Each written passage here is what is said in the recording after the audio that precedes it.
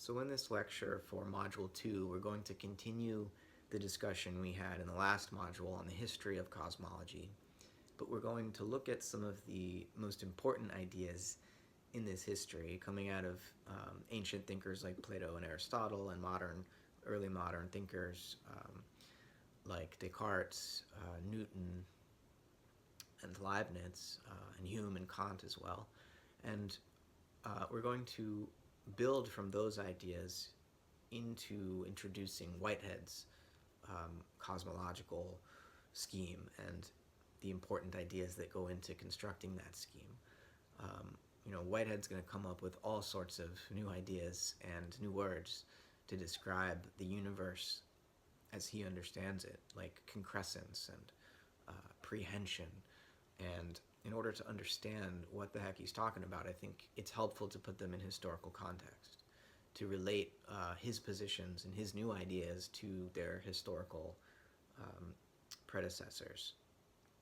Because, ideas evolve just like organisms evolve, and species, there's a common descent, right, of species, of ideas, just as there is a common descent of species of organism. And whenever we're engaging with Whitehead's thought, we have to remember that it is a philosophy of organism, and these sorts of evolutionary analogies hold, right? Thinking and the history of ideas is an organic process such that it's not only a history of ideas, but it's an evolution of consciousness. And, when I say that Whitehead is coming up with new ideas, I don't mean to say that they're, springing fully formed out of his mind. Rather, they are, novel integrations of prior ideas, novel contrasts, you might say, that find some harmony between ideas which had seemed opposed in the past. So, what I hope to cover in this module is the way that, first of all, Whitehead draws upon the history of religious cosmology as much as scientific cosmology. And for him, talking about God's function in the universe is not just a matter of, strongly held emotion or belief, but God is of the essence of metaphysical discussions, right? So if we're going to engage in metaphysics, yes, we do need to talk about God, about theology, and come to some interpretation of the nature of the universe that acknowledges and makes sense of our intuition of the divine. And the way that that intuition provides a ground for this scientific faith, as Whitehead calls it, that there's an order in nature and that our mind is capable of knowing it. So I'm going to get more into that that faith in reason, or that faith in science, in the way that there's a sort of implicit theology underlying the modern scientific perspective. And those modern scientists are prone to kind of hubristically denying that theological underpinning. And what Whitehead wants to do is bring it to the surface. And for him, the whole point of philosophy is to allow us to become more explicit about these metaphysical presuppositions, instead of denying that we're theological and then going on to make pronouncements about the mind's relationship to the order of nature that depend upon theology. Whitehead just wants to be more explicit about the fact that we're always doing theology. So we'll talk about that. We'll talk about these four major fallacies that Whitehead introduces in the chapters we read in Science in the Modern World, as well as Adventures of Ideas. The fallacies are the fallacy of dogmatic certainty, the fallacy of misplaced concreteness, the fallacy of simple location, and the fallacy of the bifurcation of nature. And I'll go into and unpack each of those, and they're related. So my discussion of each will bleed over into my discussions of the others. And then there's also these four theories of law in the history of cosmology that Whitehead points to, and says that the whole history of cosmology, and each major contributor, each major thinker in the history of cosmology is struggling to reconcile the importance of these various theories of law. So one is immanent law, law as immanent. One is imposed law. Another is the notion of law as descriptive, the positivistic perspective on law. And the fourth is law understood as conventional interpretation. Right? So Whitehead discusses all four, acknowledges the strengths, the merits, as well as the weaknesses of each when ever a thinker tends to emphasize one of these over the others and to deny the others any relevance.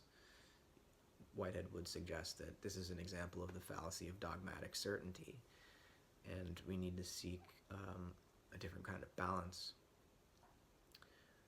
And then I want to get in a little bit to the way that, as I discussed towards the end of my lecture for the last module, that Whitehead is a post-Kantian philosopher and trying to return to a way of thinking that Kant made impossible, returning to a form of philosophizing that takes feeling seriously as a source of knowledge, and emotion seriously as a source of knowledge. Where for Kant, the idea was to achieve a critique of pure reason. For Whitehead, philosophy is a critique of pure feeling. Aesthetics, in other words, is first philosophy rather than logic. Logic is a species of aesthetics for Whitehead, as is morality.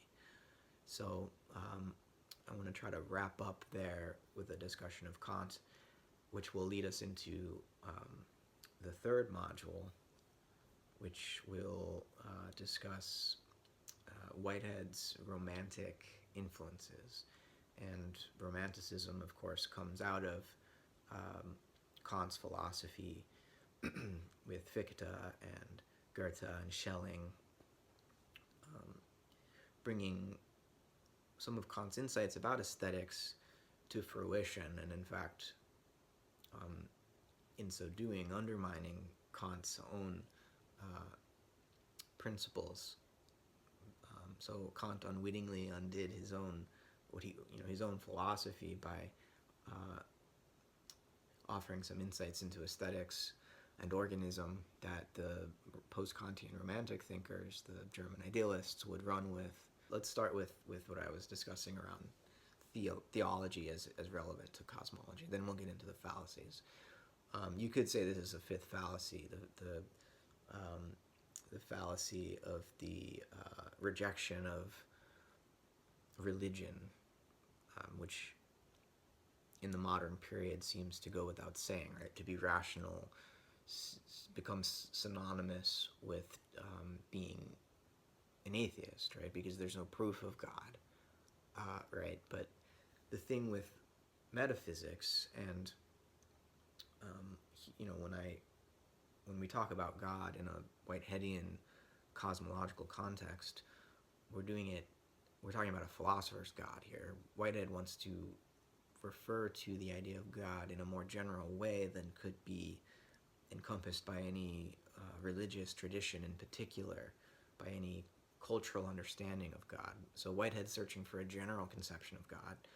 His is a metaphysician's God, right? He'll make reference to the various cultural traditions of religious expression and treats them with some respect, but also has plenty of criticism of them. So when I use the word God in this course, it's meant in that more metaphysical sense, right? And when you read Whitehead, I think it'll be obvious that he's trying to construct an idea of God that is more general than any of the religious conceptions of God, and an idea of God that serves a specific purpose in his cosmological scheme as an aid to the elucidation of the facts that are before us. So I want to actually read what Whitehead says here about this scientific faith in the order of nature and how it's connected to theology. Um, he says in Science in the Modern World, and this was from last module's reading, faith in reason is the trust that the ultimate natures of things lie together in a harmony which excludes mere arbitrariness. It is the faith that at the base of things we shall not find mere arbitrary mystery. The faith in the order of nature, which has made possible the growth of science, is a particular example of a deeper faith. This faith cannot be justified by any inductive generalization. It springs from direct inspection of the nature of things, as disclosed in our own immediate present experience. There is no parting from your own shadow. To experience this faith is to know that in being ourselves we are more than ourselves, to know that our experience, dim and fragmentary as it is, yet sounds the utmost depths of reality, to know that detached details, merely in order to be themselves, demand that they should find themselves in a system of things, to know that this system includes the harmony of logical rationality and the harmony of aesthetic achievement, to know that while the harmony of logic lies upon the universe as an iron necessity, the aesthetic harmony stands before it as a living ideal, molding the general flux in its broken progress toward finer, subtler issues. So, in other words, the facts discriminated in our experience can be understood. And human beings, as we have, made this effort to become civilized with all the cruelty, the violence, and the excellence and the moral achievement associated with this struggle to become civilized. We have had this faith in an order hidden in our experience, which may sometimes appear chaotic, that there's an order to nature, and that our mind is capable of knowing that order. And this basic faith in the order of things is, in some sense, related to our conception of the divine. And when we start in a little bit talking about the various doctrines of law, we'll see how human beings at various times tried to articulate and give expression to this intuition of an order of things provided by the divine in a variety of ways. So, in order to avoid a kind of dogmatic form of religious expression, it's important to keep all of these various doctrines in mind. And what part of Whitehead's method is to try to avoid becoming contrarian, trying to avoid conflict, but instead seeking some harmonious contrast that includes the insights of the variety of perspectives, while also acknowledging the need for some greater coherence or some greater harmony to be achieved that none of them in particular is able to do. So let's discuss each of the four fallacies, and then we'll get into the four doctrines of law in the history of cosmology. The four fallacies that Whitehead discusses are first the fallacy of dogmatic certainty. He says in the preface to his magnum opus, Process and Reality, he says, to remind us how shallow, puny, and imperfect are efforts to sound the depths in the nature of things. In philosophical discussion, the merest hint of dogmatic certainty as to finality of statement is an exhibition of folly. We're going to do speculative philosophy, but Whitehead reminds us that nature is deeper than we will ever be able to finally comprehend with any fixed set of ideas. So he's a systematic thinker, but he wants to develop an open system right? That can be carried forward and continually refined, or tossed out if it proves to be unwieldy and unhelpful. So, in terms of the fallacy of dogmatic certainty, certainly in the medieval period, it was the theologians, the scholastic theologians, who were most at fault of this. But Whitehead says in the modern period, it became the scientists who were most at fault, um, because they had dogmatic certainty in the mechanistic metaphysical scheme. And it turned out that after a few hundred years of that scheme working very well, new discoveries were made. Whitehead points to Clerk Maxwell's electromagnetic theory of energy, which conceived of light as a wave rather than a particle, as Newton had. And waves have quite different qualities than particles. And the old mechanistic understanding of nature being fully present at an instant no longer holds when you're talking about waves, and we'll get into that later in this module. But there's also the relativity theory, quantum theory, related to Maxwell's understanding of the wave nature of matter and light. So scientists were so dogmatically attached to the mechanistic theory that despite their own findings, they were unable to let go of it, and they refused to continue metaphysical speculation and philosophical construction in order to arrive at a better metaphysics. Whitehead is lifting that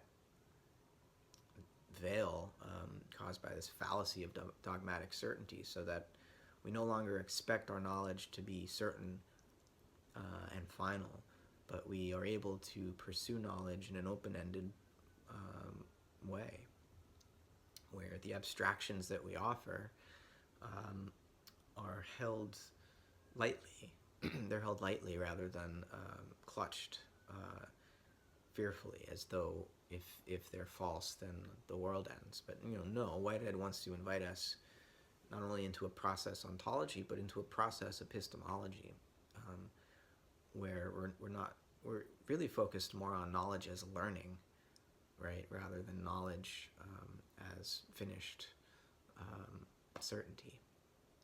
So this gets us into the next fallacy, the fallacy of misplaced concreteness.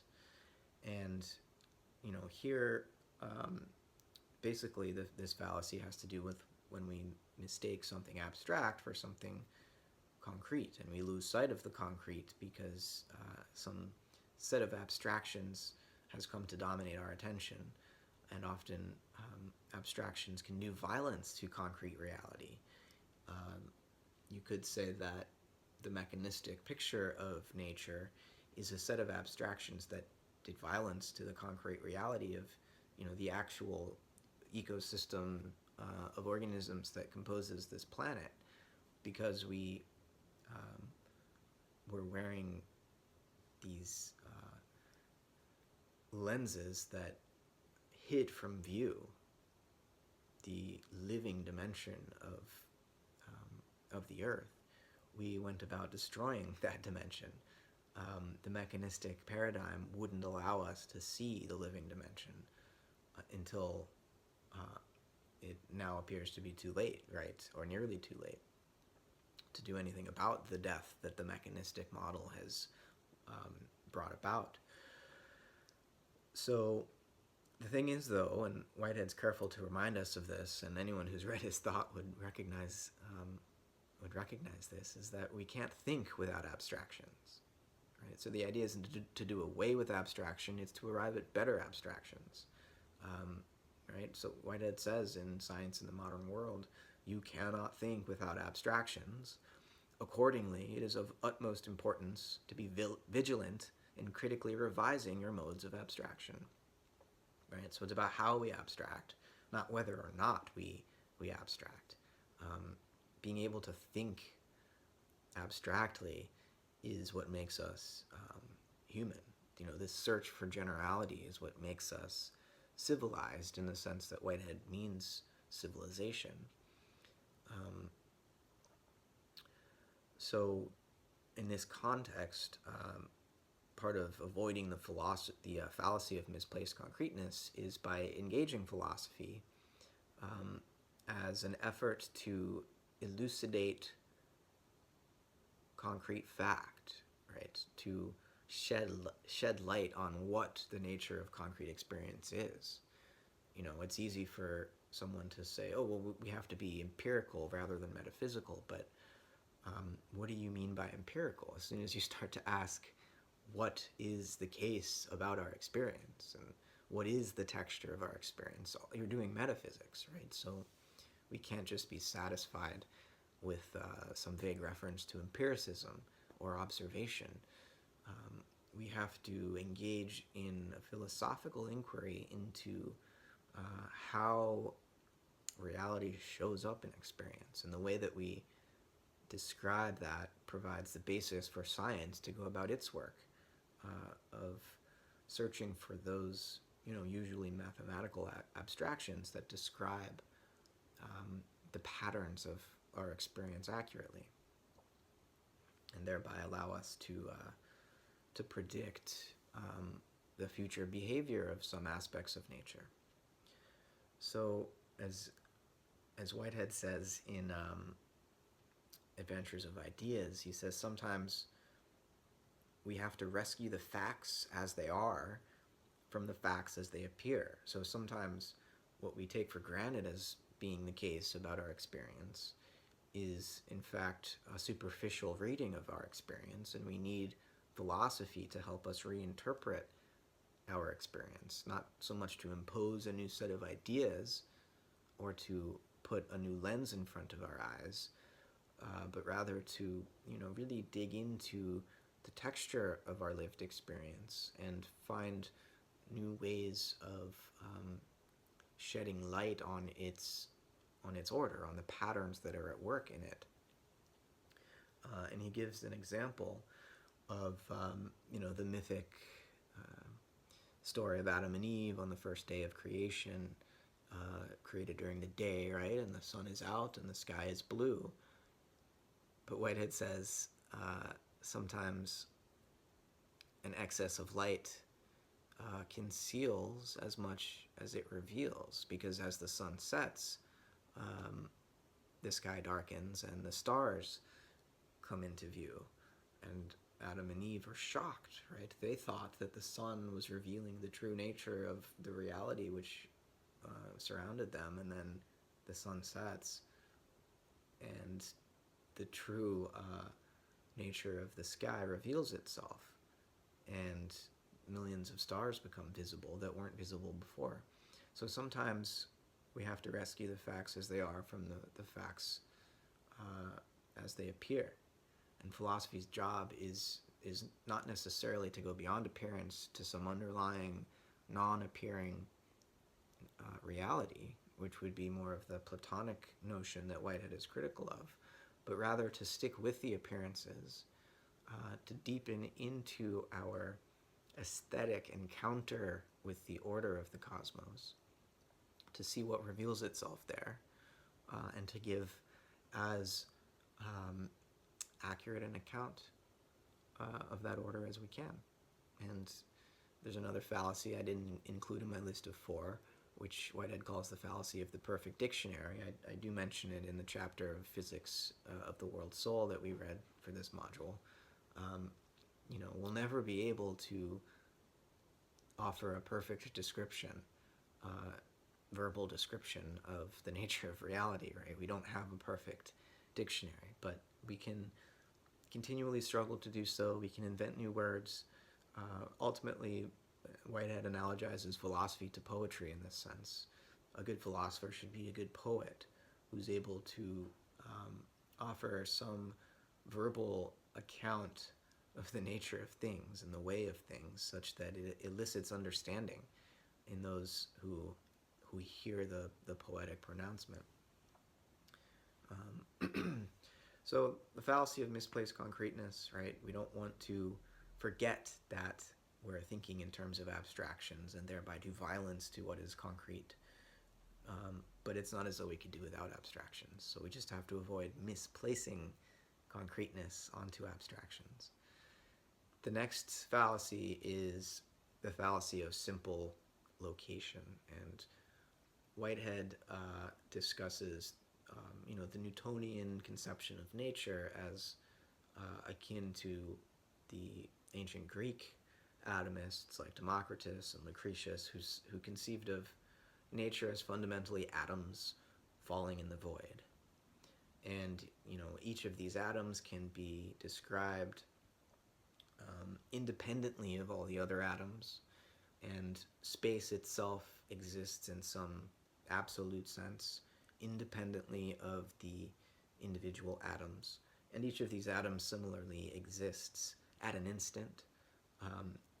Atoms don't require time or duration in order to be what they are. So, the Newtonian conception of nature is nature as reducible to a series of point instants with simple location. Instantaneous material configurations that are indifferent to the lapse of time, indifferent to their place in relation to other point instants. This is sufficient to explain nature for a Newtonian scientist. And for Whitehead in the 20th century with relativity and quantum theories, and also just based on our own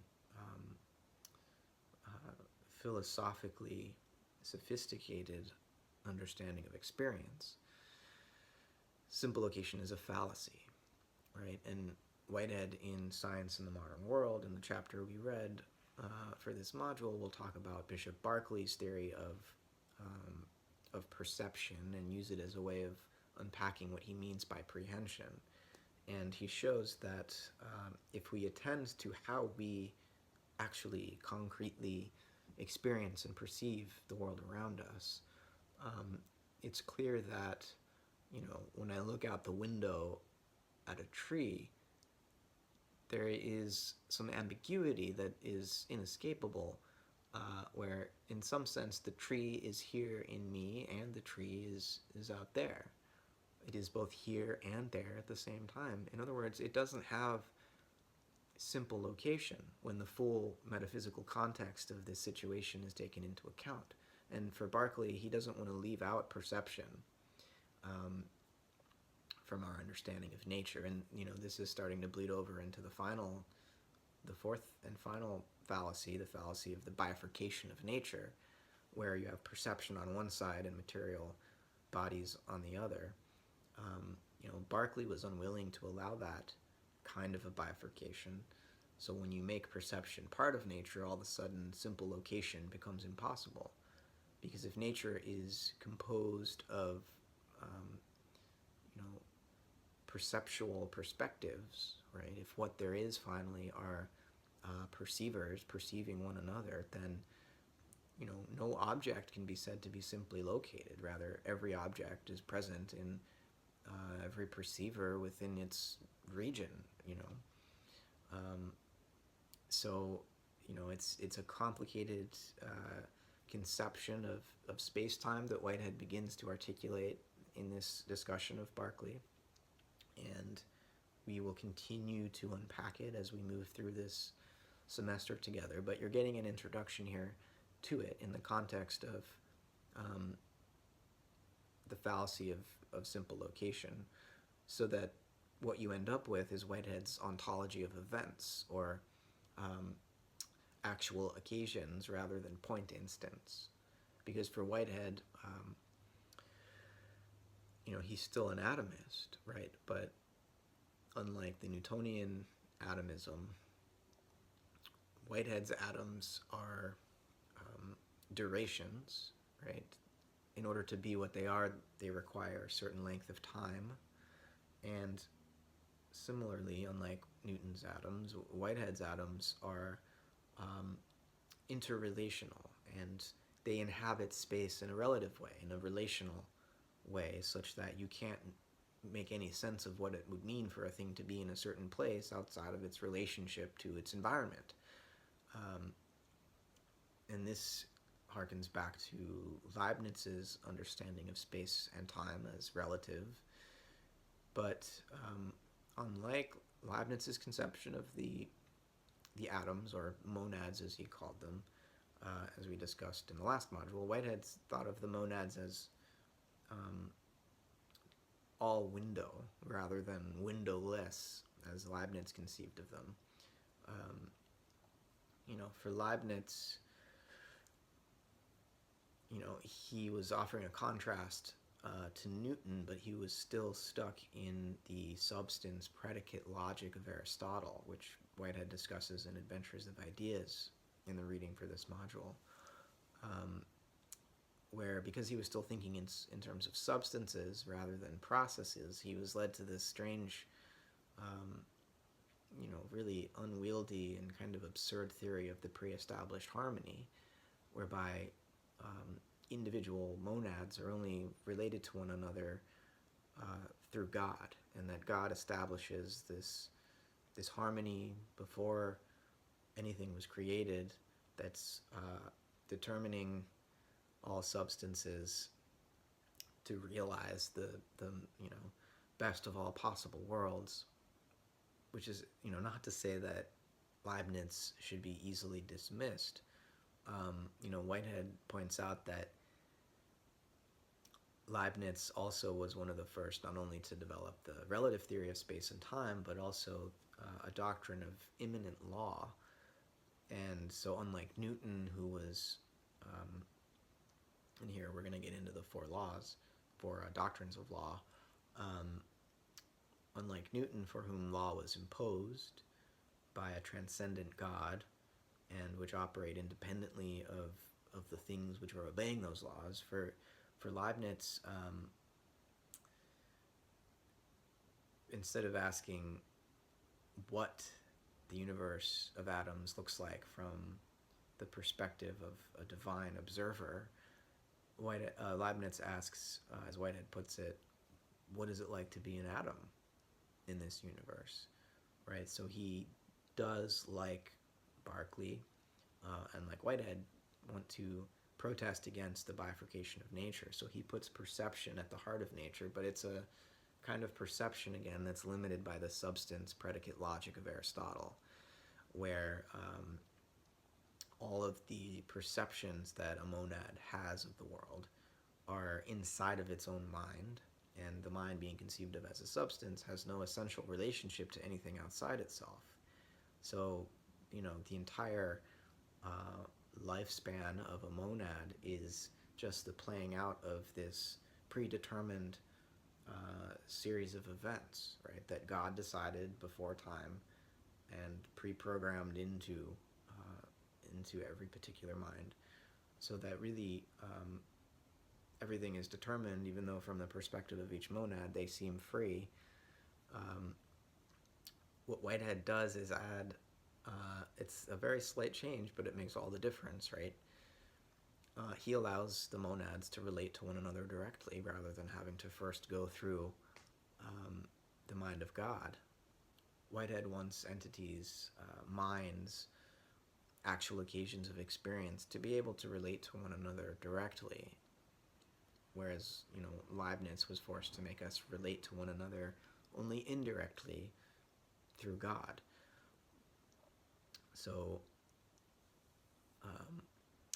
in struggling to provide a counterbalance to the Newtonian view of imposed law, Whitehead follows Leibniz and Plato, at least in some of their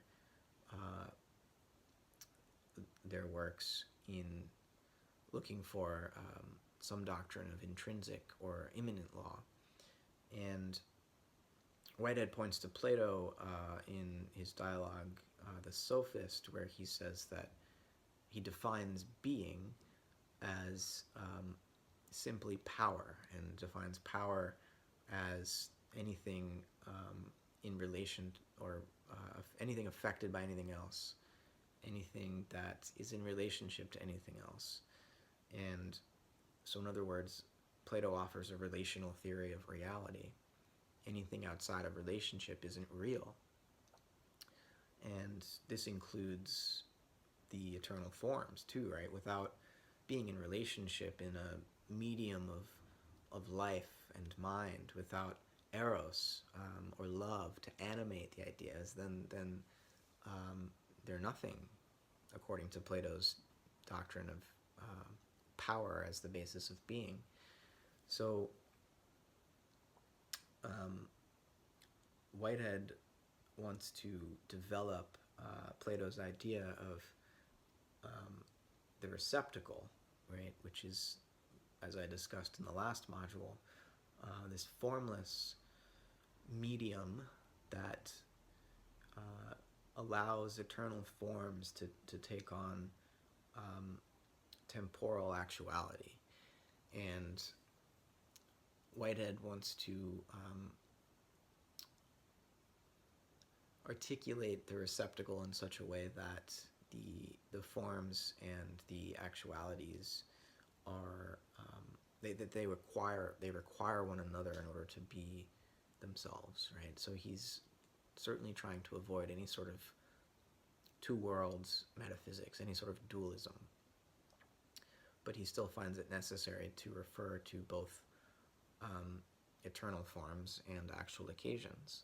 Whitehead will call them eternal objects, and as we move through this course, we will return again and again to these two really fundamental ideas for Whitehead: eternal objects and actual occasions, and how they require one another, and how they need to be fused with one another in any coherent cosmological scheme. But he's unwilling to jettison, this more or less Platonic understanding of the ideas. He just wants to balance the Platonic tendency to emphasize the exclusive reality of the forms over and above the derivative mimicry of the actual physical world. For Whitehead, actuality becomes primary, but actuality depends upon potentiality or eternal forms in order to take on any definite shape. So there are two more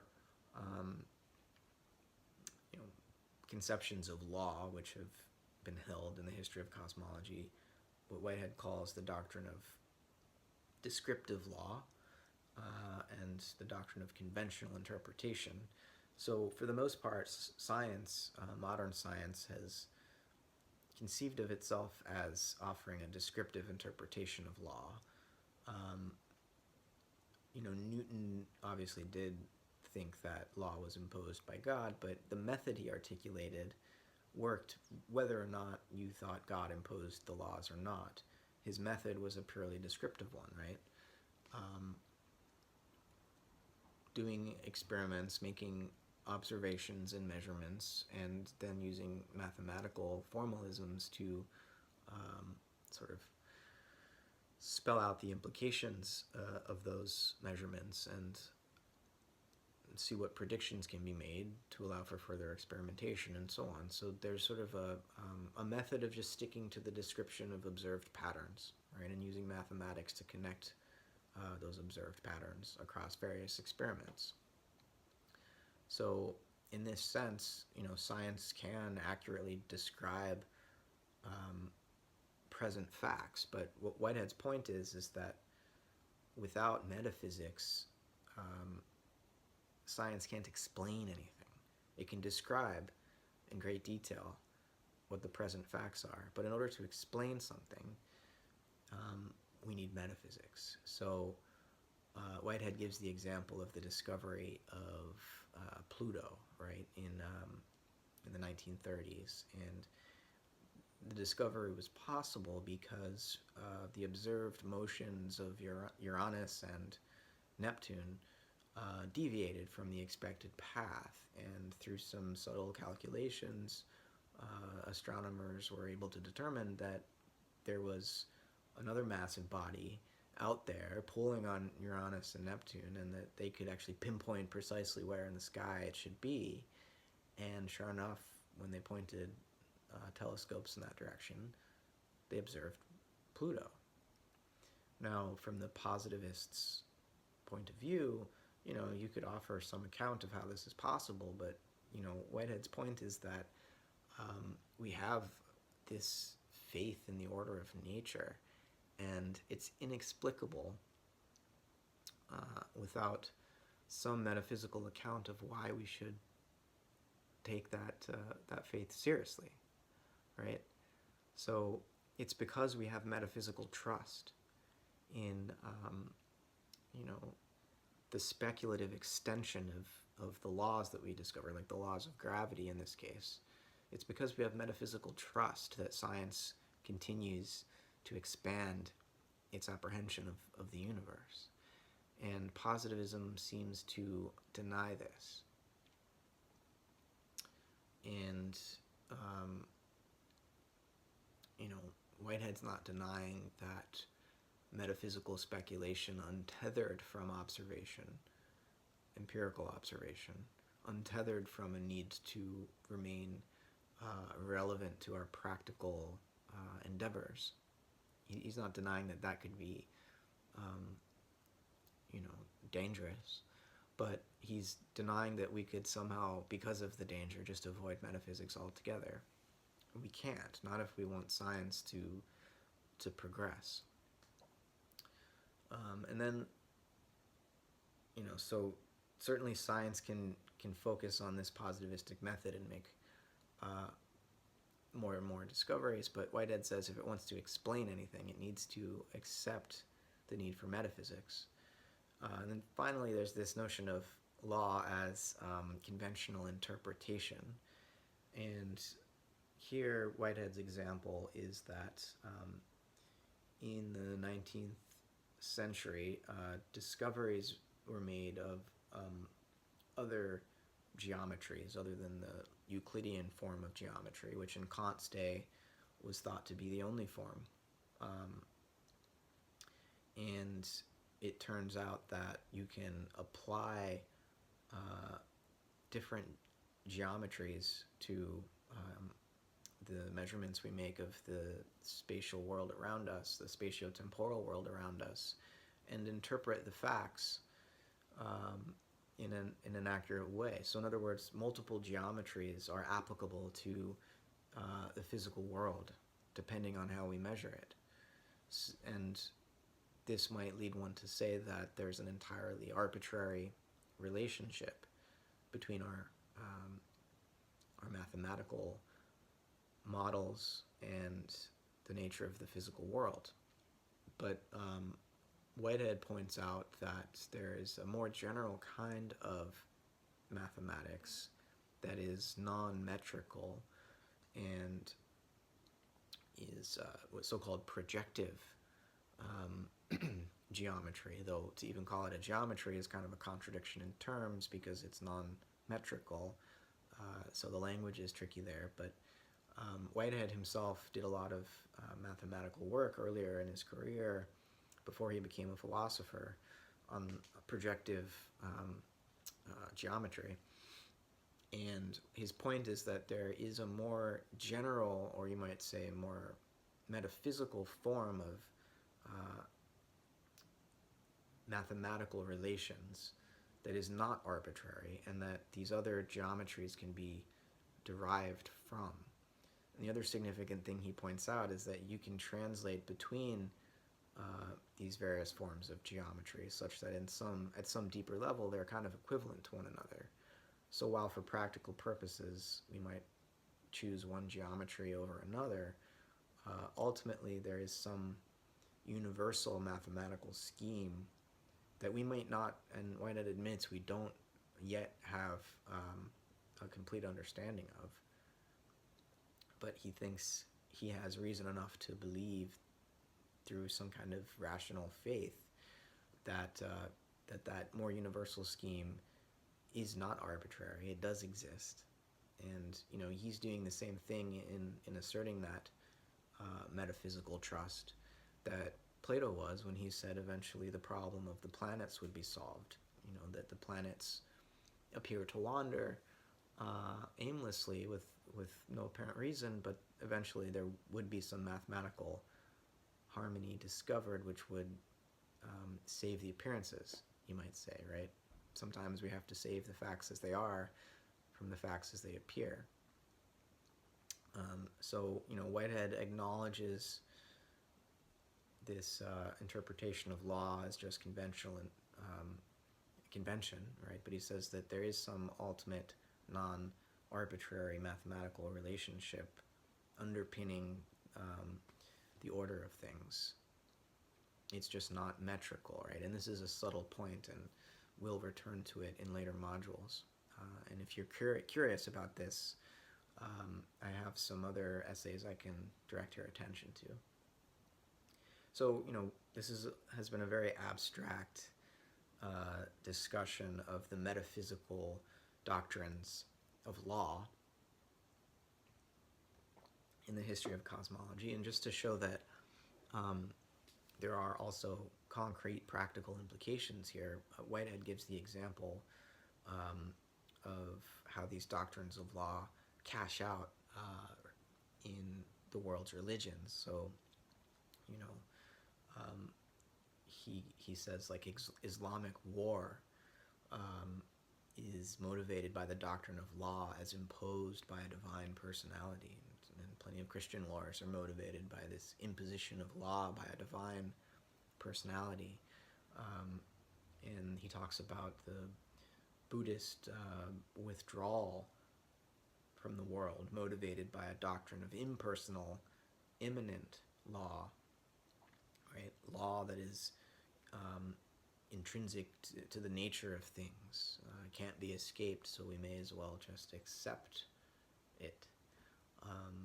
And he refers to the way that some aspects of Christianity try to reconcile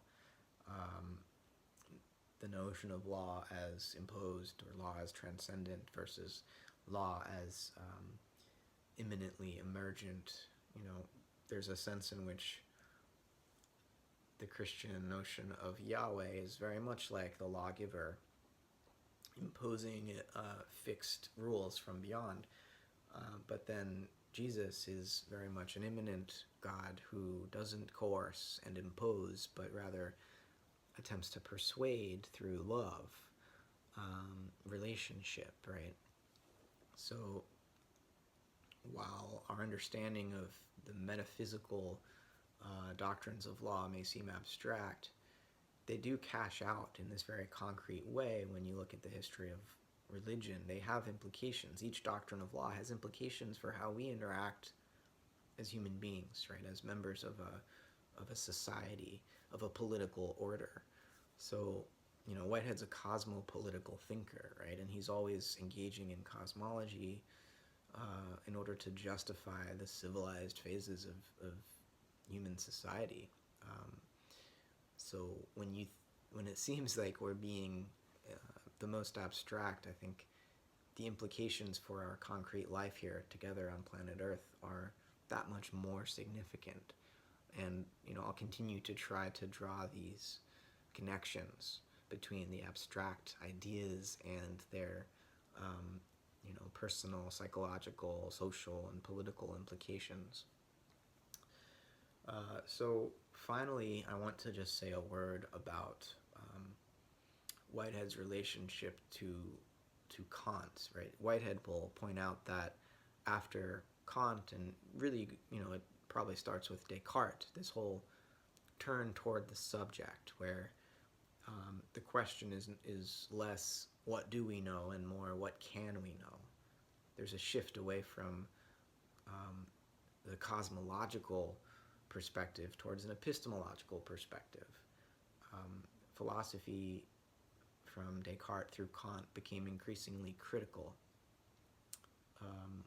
of its own ability to know anything about reality, and less constructive. You know, Leibniz is one example of a speculative metaphysician who accepts the subjective turn starting with Descartes and being brought to its fruition in some ways by Kant, but continues the speculative cosmological project even with that increased appreciation for the nature of subjectivity. But Whitehead wants us to acknowledge the importance of critical epistemological philosophy, but invite us to renew our pursuit of cosmological perspectives and of constructive thinking rather than just critical thinking. And as I mentioned earlier and mentioned in last module's lecture, Whitehead turns toward constructive speculative philosophy again by foregrounding feeling, by foregrounding aesthetics rather than reason or logic. And he's a very logical thinker, he's even mathematical in his precision at times, but for him, mathematics is nothing outside of the aesthetic appreciation of its beauty. Math is in some ways the study of harmony. It's musical, right, fundamentally. And this turn towards aesthetics allows us to regain contact with reality after the Cartesian and Kantian paradigm had separated the subject from the object, had separated the mind from nature. Whitehead tries to restore a connection between the two, not through the mediation of God, but rather through the mediation of feeling. And for Whitehead, God is one among the feelings that we have, that all actual occasions have, but actual occasions also feel one another. And his whole cosmology is an elaboration upon the fundamental fact that reality is relational. Reality is a community of occasions of experience evolving together towards more and more beautiful forms of order. That's what reality ultimately is for Whitehead. So, this leads us beyond what Kant was willing to allow, and Whitehead provides novel justifications, epistemological justifications for this form of speculative philosophy. So, that said, I think I will end Module 2's lecture, and hope that any questions that came up for you will be asked in the discussion forum or during one of our video conference sessions. Yeah, thanks for listening.